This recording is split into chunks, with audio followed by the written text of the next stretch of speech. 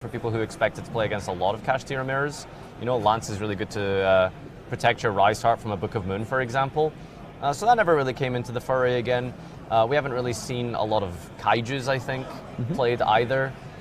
So maybe I suppose in the early part of the year when Photon Hypernova was first released, we did see a lot of kind of conceptions of those style of approaches of just the protect the castle type of a Rise Heart gameplay, but yeah, not really what people are doing. Maybe they're just more afraid of the wider meta that includes potentially Super Heavy. Yeah, I think Super Heavy Samurai, being such a powerful combo deck, has definitely influenced people's combo decisions. One thing I think that was in Ahmad's deck, I want to make sure we've got these deck lists right around, but I think it was in Ahmad's deck, is the Nibiru. Yeah. So that could be a difference, because that is a card that's extremely swingy, right? So if it resolves, as we saw happen to Darren in the top 16, that was just an absolutely massive impact. I mean, a crater-sized impact, I suppose, hit the field. Meteoric, really. Yeah, meteoric, there you go. The thing that I wanted to actually pick your brain on here was the inclusion of the Ibli in the side deck for Ahmad's, right? So I suppose the idea is you normal summon that, make Amorage, give it to your opponent, and that's supposed to lock the mirror out. Yeah, I think it's supposed to be incredibly annoying, or at least, at very least, cause them to waste their battle phase, or you could just put all of your monsters in defense mode and stop them from special summoning at all. Funnily enough, I remember at the very beginning in the format when Kashtira first came out, everyone was worried about Ibli, and you would watch every deck list, and someone would go, yeah, I played 2 copies of the Lingaribo, just in case somebody gave me a copy of Ibli, yeah, and I never used 2 it. spots to it as well. Yeah, you'd have to dedicate 2 in case it was banished with Diablosis. So I guess eventually people have just said, all right, I mean, no one's playing Ibli anymore. So it's kind of this game. It's like Ibli's a lot better if people aren't prepared for it. For our duelists here, I mean, Ahmad went first, got hit with an Ash Blossom on that Unicorn, has the correct engine pieces to keep playing through with the talents drawing 2 cards, not ripping out of Joe's hand here. I suppose you always draw if you need some sort of engine piece to keep on playing, and it feels like that almost didn't really achieve much here, because it seems we're going to go through the standard combo here, despite the fact we got hit with an Ash. Yeah, for sure. I think you only really draw, I mean, at least for me, I would, if I could do a reasonable combo with the cards I had in my hand, then I would almost always look at my opponent's hand, because that information is so valuable, and taking away their best card is also so valuable. But if you need to draw, you need to draw, and that's really good that you have that option too. Yeah, absolutely. I think there's just so much value to have from hand knowledge, taking away that all-important combo piece that, sort of glues the hand together. But wow, this is a Diablo. Did we use Diablo? We're going to use it now. So sometimes you have to decide what you think your end board is going to be. Okay. But if you don't have another way to get another Kashtira monster on the field, then you have to use the Shangri-Ira to make a Rise Heart, and it makes more sense to do it before you use Diablosis, so you get some extra materials on the Rise Heart. But wouldn't that have been a 5-lock? No. Well, it's much more important to end with a Rise Heart than locking your opponent's zones. So this would have only locked 3 zones. But the Diablos would have triggered twice, right? Yeah, so that means the Shangri-Ira would have triggered. Oh, sorry, yeah, I can't do math. Never mind, you'd need to have 2 Shangri-Iras. Yeah, so he's doing it in the order as you mentioned, because specifically, if you're going to do it like this, then you just get more materials. And by the way, can we just talk about that absolute beautiful rarity? I definitely noticed that, the Starlight Rare.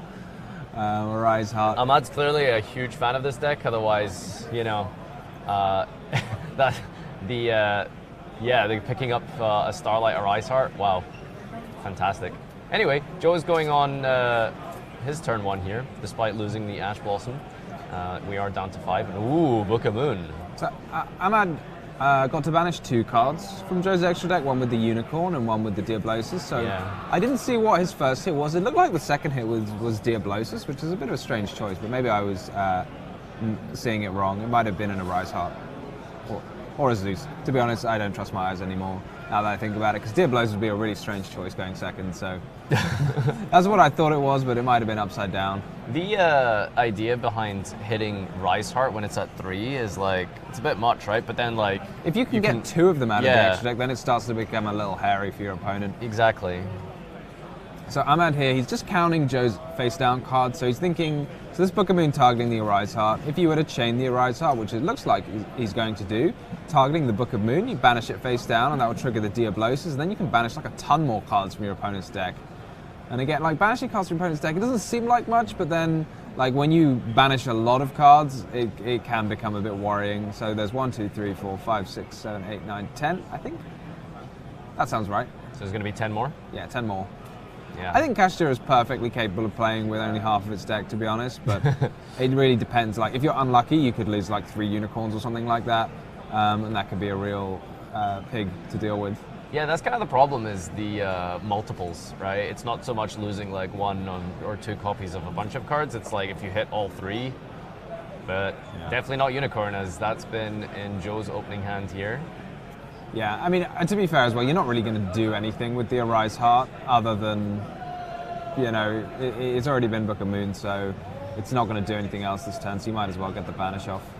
Ash Blossom of his own here comes down here to stop the unicorn search, and Joe might be in a bit of an issue, or a bit of a situation if we can't keep extending. Regardless, we are going to hit a card out of Ahmad's extra deck. Now, question, how do you feel like the mirror match plays out? Because we haven't actually seen one this weekend on stream. Mirror matches in this can be really grindy. Yeah. So I spoke to Marcus the other day, and he said that actually, like, going second is great, and if you're forced to go first, rather than like committing multiple monsters into an XYZ, one thing to do is just to leave them up, because they're like kind of reasonable interruptions by themselves. You just leave up a Fenrir and a unicorn, and maybe you won't be killed by your opponent, and it's quite difficult to set up like interruptions. Like Kashtira has this very really annoying way of interacting with the opponent. It cuts off access to the graveyard, it banishes cards from various places, but funnily enough, those things don't hurt the Kashtira deck itself that much, I would say. Yeah. So it can make this kind of weird situation where, like, oh great, I can summon like 10 level 7 monsters, but like, what do I really do with them? So yeah, it can lead to these back and forth situations. Big Eye can be absolutely clutch. Zeus can be absolutely clutch. I was gonna mention that, you know, sometimes the mirror can devolve into like a Big Eye mirror match, and you can kind of see it from the deck building because both players are playing 2 copies of Big Eye. You know, that's how important I suppose they felt it was to have Big Eye in a mirror match like this, especially when the monsters that you're taking is, you know, for example, this Rise Heart, or maybe even a Diablosis. Diablosis attack over the Rise Heart, use the effect, and then make a Zeus or something. Could be quite strong just by itself. Yeah, Diablosis is a little smaller than a Rise Heart though. Isn't it 28 into 25? A Rise Heart's 3,000, 3,000. Oh. I thought it was 30, 25. Yep, that's a large Rise Heart. So Big Eye is I think people run 2 because it's important. Anything that's important against Kashtira, you kind of have to run 2 of it because otherwise they'll banish it from your extra deck. Do you think the Rise Heart being a Starlight Rare gives it sort of like a bonus effect when you Big Eye it from your opponent? Yeah, I think something like that. And it probably not. You don't want it to be a bonus effect when it's taken. Like, it shouldn't be a bonus effect for your opponent. It should be a bonus effect for you. One of the things, we mentioned this the other day, like, there's not much that can retrieve stuff that's been banished face down, but a Rise Heart is one of those few cards. So Joe just looking from his face down banished pile and fishing out a Kashtira Theosis there, which is actually pretty handy, because if that gets banished later, then Joe will be able to pick up any of his banished Kashtira monsters. Yeah, it's like a bonus effect, you know. It's as if Theosis wasn't really strong enough, you know. It also allows you to recur advantage. Is that 1 card in Joe's hand? I think so, yeah. And I can't see how many is in Ahmad's hand. I think he's not too unhappy here. As long as that Birth is live, Birth kind of by itself forces out Zeus. It's a very intimidating looking board for Joe, but... Do you think this really forces out Zeus? Well, I mean, you can get a Fenrir and attack Zeus. I mean, maybe you don't, because then Zeus loses its thing, but like then you're just never using the Zeus, right? Because it is a bit awkward here, because he's only got 2 materials under a Rise Heart, so he's not going to be able to use it to banish a card. So I don't know if it forces out Zeus. I feel like it kind of does. I'd feel really bad to use a Zeus against a singular Birth when my opponent hasn't committed. Yeah, I would feel very bad. But now, like, your opponent's going to get to activate Fenrir, search a card, and then, I mean, he's using it, right? Yeah. Because, I mean, otherwise you just activate Fenrir, search, and then go to the battle phase, and you can attack your choice of either the Zeus or the Arise Heart. So it's not pleasant either way, to be honest. Joe just like carefully, because that was Ahmad's Arise Heart, so he's just got to make sure he doesn't accidentally steal any of Ahmad's cards, and make sure that the appropriate cards get banished as well. That's quite important. Well, it's a good thing they're both using these different custom sleeves here. You know, I think that's probably the best thing that you can do as a cash tier player in a mirror match is to make sure that you keep your correct cards. I think that probably happens way more often than it should, right? Especially with big eye wars and attaching materials that your opponent controls face down. Yeah, I think I'd say it can be a little bit confusing sometimes. So the materials detached by Arise Heart, by Zeus will be banished, but all the other cards on the field in that situation would go to the graveyard. Yeah, exactly, just because of the way that the chain is ordered there. So I'm at the something the Scareclaw. Oh, he's got another birth. Second birth, that's crazy. Because that's the normal summon effect here is really important. And Joe's going to need that last card in his hand to do some miracles, because Ahmad's looking pretty happy. Yeah, I mean, that Theosis recursion of this Unicorn with the second birth, just being able to normal summon it, just lets you push through. And yeah, it's a really good position, honestly. He's got a Theosis of his own here that he's just picked up from the Unicorn. So yeah, he's already used the special summon effect of Birth, so I'm not sure. There's a third effect of Birth as well, right? So it's special summon is normal without tributing. What's the third one? It banishes 3 from your opponent's graveyard if they activate a spell while you have a Kashtira monster in play. Fantastic. Which against Kashtira is so-so. Like, it's rare that their graveyard is particularly important to them. But it does banish them face down, so they can't be brought back by Birth and things. Imagine Valhalla, Hall of the Fallen, but like with 3 more extra effects, right? Like, because that's kind of how it works, you know, the special summon from hand, but then it's also got 2 bonus effects, because why not? Yeah, well, I mean, you can't summon a Christia straight from your hand with Birth, you know? Am I just counting Joe's decks? Like, maybe I can win with deck out as well, just for a bit of fun. I don't know what his choice of play is. How do we out a 3,000 defense Zeus here? Do we just kind of... You could make a Rise Heart, you could just leave it. Like, it doesn't do much. You could just leave it, yeah. Stops your opponent from summoning a monster. You can bump it with your Unicorn to banish even more cards from your opponent's extra deck. I don't know, you can make a Big Eye and take it. Like, you've got a lot of choices. There's the Dark Arm Dragon of Annihilation, I want to say that's his name. Yeah. 7+ monsters as well, which is really crazy, because you can just potentially overlay your whole field away for like 4 pops or something, but... it's 2+ monsters. You don't have to make it with 7. No, it's like 2+ level 7s. 2+ level 7s, yeah. No, you said 7+ monsters, like that's going to be big. Okay, 7-headed dragon. Do you think I did actually consider it, but I mean, there is like a world where you just, set up a bunch of your usual Kashtira things and then don't deal with the Zeus this turn, because you don't really need to. And then it just locks your opponent out from getting Kashtira monsters out. Yeah, exactly. And that's always a reasonable line. The only thing you have to be wary of in that case is Kashtira Birth. And it's got a lot to consider. I mean, as we said, these mirrors can be quite grindy, and they can be very back and forth, because a single resolving Unicorn or Fenrir can have a huge impact. So if you don't have answers to all of your opponent's cards, if they like sneak through one Kashtira monster, that can completely get them back into the game. So it does look like he's completely winning, but he's still got to play it out and be very cautious. So he's got choices there. I suspect he's already used Prosperity this turn, he's already used Fenrir, he's already used Birth, so it's really between the Ash and the Book of Eclipse, which he chooses the Ash Blossom. If you pair up that Ash Blossom just with any sort of field he's going to establish here, most likely a Rise Heart at some point. Anything Europe, especially in a top decking situation, cancelling out a search is going to be really huge. Yeah, so it looks like he's just going straight into a Rise Heart here. Yeah, puts in defense mode, 3/3, and that means we can't get attacked over or crashed into by the Zeus, and yet, as you pointed out earlier, just leaving the Zeus up is just fine. You don't really need to do anything drastic here. Yeah, very clutch there. It's got 3,000 defense points, so it can't be attacked over with Zeus. And Joe could attack the Zeus and then main phase 2 rank it up into another Zeus, but it would only have 1 material. And that's just a straight up pass. That was a draw and pass, yeah. All right, and now you can kind of just do whatever you like, as Ahmed. Yeah, I think this game's going to spiral out of control pretty fast with Joe now. When the Birth is sat on the field for a whole turn, then next turn you get to use it again, it's just brutal.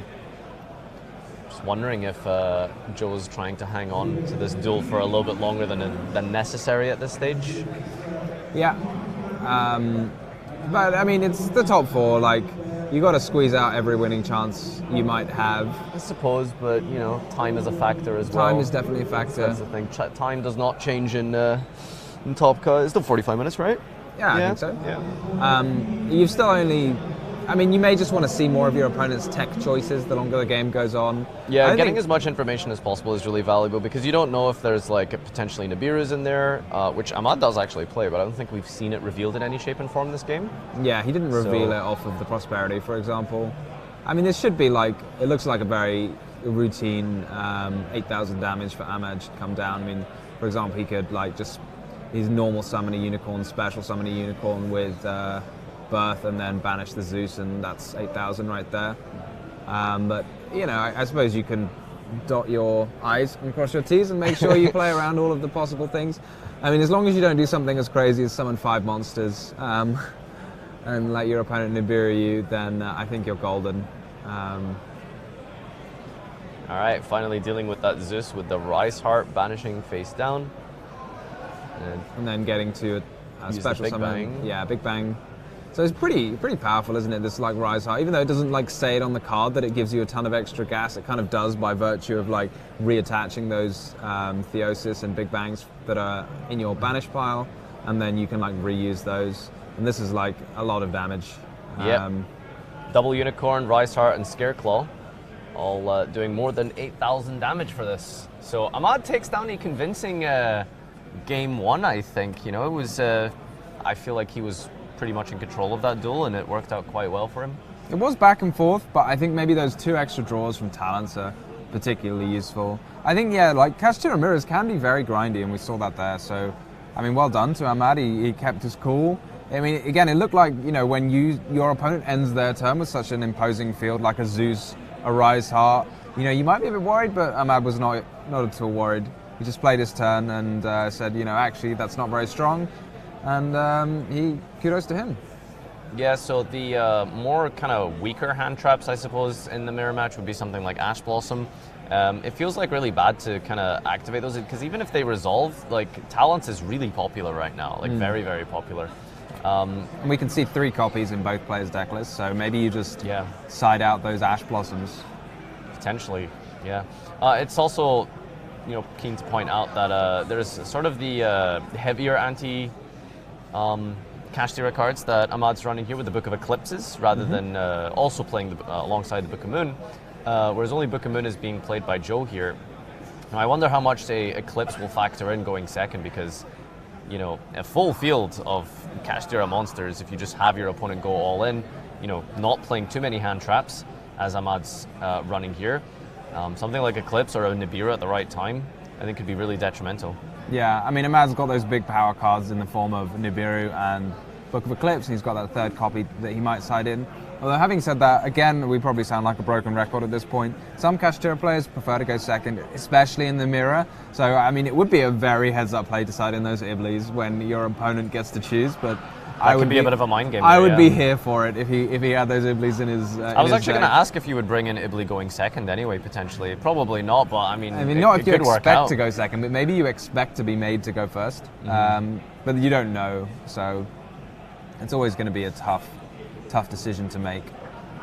I'm wondering just, you know, how many people have had to deal with that exact decision tree sort of throughout an entire tournament. Maybe you start to gauge an average throughout Swiss, and then maybe a little bit into Top Cut, like, okay, well, these number of Kashtira players made me start, everyone still went first, and then maybe you can kind of factor in at that stage, like, what I should do. I guess we'll find out, like, who can tell us better than the players? We're going to jump into game number 2 here of our top 4 between Ahmad and Joe. It's a real nail biter here, because I just want to see who's going first in this duel, honestly. It is Joe, I think. Yeah, Joe will be starting this. Looks like a field spell. It's moving towards the field zone. No, it was a Fenrir. My prediction game was not there. Eventually we'll get field monsters. Field monsters? Yeah, you know, we got trap monsters. That's true, yeah, monsters can be traps, they can be spells. Why can't they be field spells? Yeah. Okay, so it's going straight into Fenrir for a search here. So I guess maybe you wouldn't really potentially play around Droll in the mirror match. It's kind of, I mean, would you It's keep Droll iffy. in? It depends how much you have in the side alongside Yeah, it. it really depends on your side decking plan. I think some players might, if your side, like depending if there were other cards you wanted to side out, and depending on, yeah, it really depends on what you want to side in and out, I suppose. I don't think Droll's like a premier card, but I don't think it's a liability. I think it's kind of somewhere in between, so you could see it. Neither of our players here are actually running Kurikara, I noticed, either the main or side. But I'm wondering how you feel about that in the mirror match in general. Personally, I'm not a fan of Kurikara for the Kashtira deck because I don't want to put a monster on my field that's not a Kashtira monster. But I guess different players feel differently about it, but I don't think we've seen it in too many Kashtira deck lists, and I think that's probably the reason. But I mean, I'd rather in that case just play a Kaiju and then I can give it to my opponent and my field is still clear. But yeah. Not the greatest opening here by Joe, just Fenrir pass. I'm interested in that choice of enemy controller rather than Book of Moon. Given you're using it defensively, like I'd much rather have a Book of Moon personally. Yeah. Against Kashtira, like they just summon their monster, you Book of Moon it. I mean, maybe you're scared of like their enemy controller being responded like chained to your Book of Moon, and that would be pretty annoying. God, this is so scary when you activate Ash Blossom into like their first card for 6. Yep, there it is, triple talents. That's what I was worried about. Oh, he's gonna steal the he's Fenrir. Gonna take it. Oh wow. Yeah, that makes sense. So all the I think it's probably best to take here, just because you know your opponent has the enemy controller. So if they hold it for long enough, stealing like an Xyz or something till the end of the turn could be quite annoying. Now, how horrible must that feel to imperm your own monster? I mean, given Ahmad's taken, that might mean that he doesn't have any other way to access a Kashtira monster. Because for me, like, if I was, I mean, I guess it does shut down the enemy controller, so it might be for that reason that he's chosen to take. But I feel like if I have a Kashtira monster of my own, like, I don't want to clog my monster zone. So I would rather just draw 2 cards, or look at my opponent's hand in that situation. Shuffle back that unicorn maybe that Joe has searched already. So maybe it feels okay, because maybe you think he doesn't actually have any follow-up to this. He's thinking quite hard here, so something's maybe gone a little bit amiss with Ahmad's plan here, unless we're elaboratively thinking about the next 19 steps of our play here to. Well, he did like in the previous game think in advance of his plays, which is a good habit, I think, just to like at the beginning of your turn have a plan rather than like make it up as you go along. But I'm sure that's something we're all guilty of. You're like, I'm pretty sure I should start like this. I think that's something I'm just learning here. You've really given me a eureka moment here. Is that what I've been doing wrong this whole time, Tom? Well, because sometimes you start and you do the obvious thing, and then like a minute later you realize, hang on a second, like I should have started in a different way. So it's a good habit to get into. I mean, you do always have to play at a reasonable pace. And the thing is, if you have a big think at the beginning of your turn, and then you do something, and then your opponent interrupts you, and then your plans change, like that can be making the game go a bit slower. But in this case, we were right. Ahmad didn't actually have any follow-up, so... Yeah, you're absolutely correct. That imperm and losing out on your... I suppose using your imperm for your own monster actually did work out in the end, since, as you mentioned, he was just trying to stop his follow-up. But do you not think like drawing still potentially gets you fall? Because any one Kashtira card sort of just lets you... Yeah, I was thinking about that. I mean, from Ahmad's perspective, like, you're not by any means guaranteed to hit off of the 2 draws. And even then you're still contending with a Fenrir. And so, like, but this deals with the Fenrir on your opponent's board as an interruption. It deals with the enemy controller, and it gives you a Kashtira monster to start with. So, I can see it. I'm not sure what's there. There's some like token face down. Maybe it's just the glare. It makes the card look white. The token? Where? Oh no, I can't see what that card is that was just banished at all. Oh, it was Birth. Okay, yeah, it looks very just white to me. It was the Rise Heart effect banishing Birth. Okay, yeah. I thought Did it was you think like he just banished the token from his deck? I just thought it was like a face down card or something. I was really confused. Yes. He was banishing his Hornet Drone token from his deck. Oh, I thought there was something. What's the card that's underneath it? It's a face down card. It's a banished face down card? Yeah. What was it from? I'm trying to think. There shouldn't be a banished face down card, right? I feel like there was. Oh no, he is prosperity. He's Yeah, it was prosperity, yeah, Okay, that's that's the why. prosperity pile. Diablosis is summoned here. That's an interesting choice. Eclipse. Yeah. All right, well, that resolves, and Book of Eclipse kind of mentioned before, if that was in Ahmad's hand going second against probably a better field that Joe had, it might have been significantly stronger, but it didn't have much of a play other than to just set it, so it just goes to the end phase. No other play here other than to flip it up, and Book of Eclipse allows you to draw a card for each face-up, or monster rather, that was That gets flipped. Yeah, that gets flipped face-up. Yeah, I'm personally this is why I think a lot of people prefer Book of Moon, is if you have to use it defensively like that on your opponent's turn, that you're not going to let your opponent draw a bunch of cards. Yeah. I was wondering, Ahmad maybe last turn could actually have used that Book of Eclipse aggressively to flip down his stolen Fenrir, because you can actually flip it face up again afterwards, but sometimes that can be quite difficult to keep track of. Normally you don't want to be flipping down your Kashtira monsters in response to whatever your opponent's doing, but in this case, because you've taken control of it, it wasn't a special summon this turn, you could flip it face up again. Yeah, I think you would have had a lot more plays at that point. You still get to resolve your Fenrir, you get to add special summon out the Rise Heart, make an Xyz. So something could have happened, I suppose. You're right. But from here, maybe this means he's got a birth because he's banishing that Kashtira Unicorn. In this case, he's going to be off to the races because birth can special summon the Unicorn. That's huge. And then get Theosis and get Fenrir, and this looks like it could be a potential 8,000 damage incoming, unless Joe has got something to say about it. Yeah, I mean, that card that he picked up off the top of his deck in the end phase off that Eclipse, ideally some sort of hand trap here to give himself another turn, but Ahmad is really pushing forwards here, and I think this is going to be a significant amount of comboing by Ahmad, really in the commanding seat here, and I feel like just watching him play, it doesn't feel like to me that he ever felt nervous or ever felt like he was in much danger. He seems very calm and collected in how he's played this. Yeah, he looks like one of the calmer players we've had, which is quite impressive considering he's all the way into the semi-final. Yeah, no, this is a great play by him.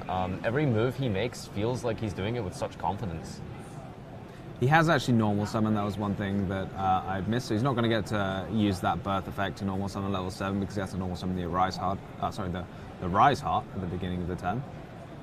And we'll see if he can sneak through 8,000 damage, which I think he can, just with maybe just Big Eye and then special summon the Scareclaw. Should be 8,000 damage.